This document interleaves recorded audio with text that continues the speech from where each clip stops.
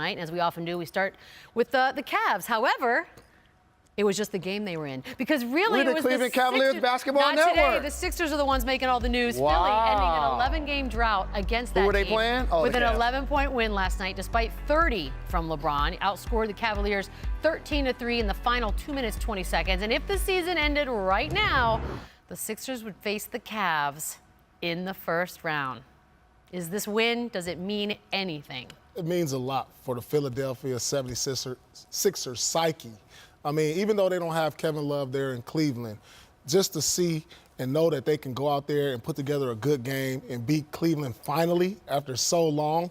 I mean, with the talent of Ben Simmons, you got J.J. Redick, Embiid. I mean, these guys are young, they're excited, and if they don't have Kevin Love in the playoffs, Sixers could probably get him a nice run for 7 games. I agree with you on giving it a confidence booster for the Philadelphia 76ers, so I'm going to take it to the other side. If you're the Cleveland Cavaliers, more times you lose, you make the road tougher. So now, as you mentioned, they're in a 3-6 series against a Philadelphia team that just beat them recently.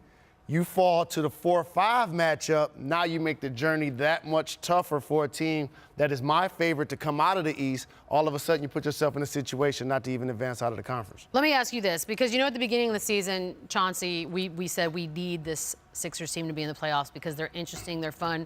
Joel Embiid makes everything a little bit more compelling. That being said, I'm just going to go on the other side of the spectrum here. How far away or what do they need to become actual title contenders?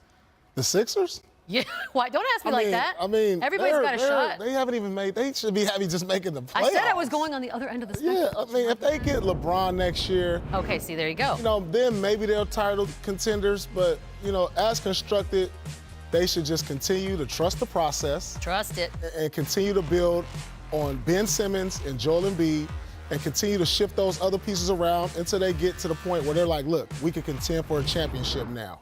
The media loves hot takes. Don't say the media like you're not the media.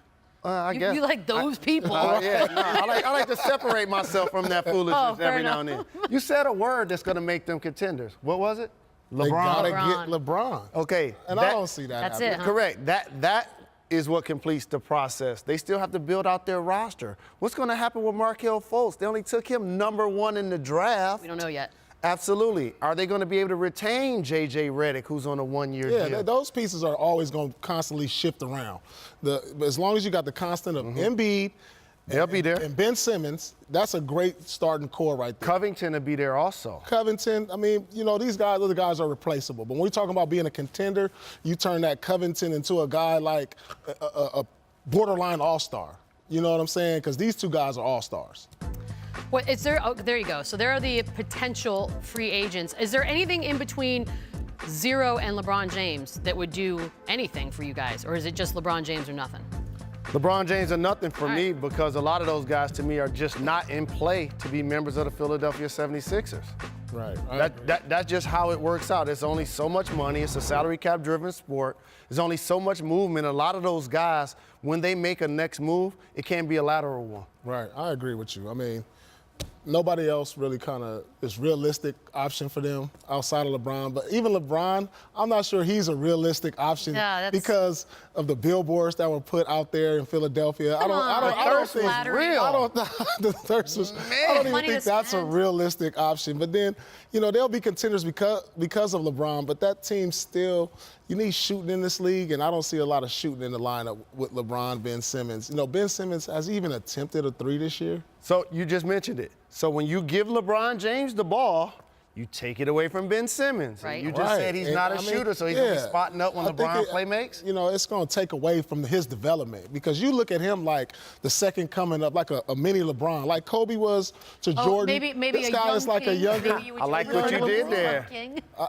LeBron. Well, that's LeBron. LeBron James. I don't call anybody king. First of all, I don't call. We did fight a war to get away from that. All right, but anyway, LeBron James, and that's what I'm saying about Ben Simmons. He's like a younger version of LeBron, and so I want to continue to let his development continue to grow and grow until he gets to that point. Because maybe if he don't get to LeBron James status, just like Kobe didn't get to Jordan status, but he came close. We're just mere mortals, so we can call people king. Like he's a Hall of Famer. I don't call people king. You know, he just scored 40 points. I'll call you the guy. Queen, though. Queen Beetle.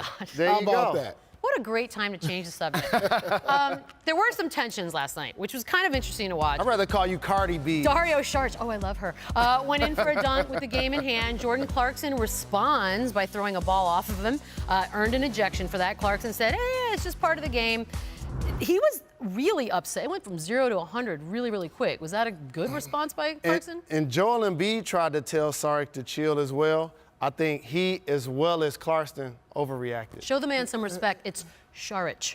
Okay. Hey, Okay, the man plays in the league. Hey, it's still time on the clock. At the end of the day, listen, like you said, there's still time on the clock. Even though I'm getting like, that bucket. in the NBA, you know, it's an unwritten rule. This guy, that might have pushed his average up. What type With of rule? contract, What type of with rule? An unwritten rule. Okay, it's which not in the means books. it isn't It's not in always the books. followed. Hey, listen, that's a guy who doesn't get the ball a lot. Right. And so he's like, look, I got to get my average. He was genuinely, like, his face was genuinely surprised. But Like, guess are what you else? doing? He genuinely took it light. He didn't Yeah, I thought slam he it was- with authority. thought he was didn't polite. try to do anything that was showing up the bench. He didn't point at if you didn't anyone. want, if you didn't want him to Basically, score, Clarkson, why don't you just go up there and foul him? You right there. Go ahead and slap him, give him a hard foul. I mean, why you didn't do that?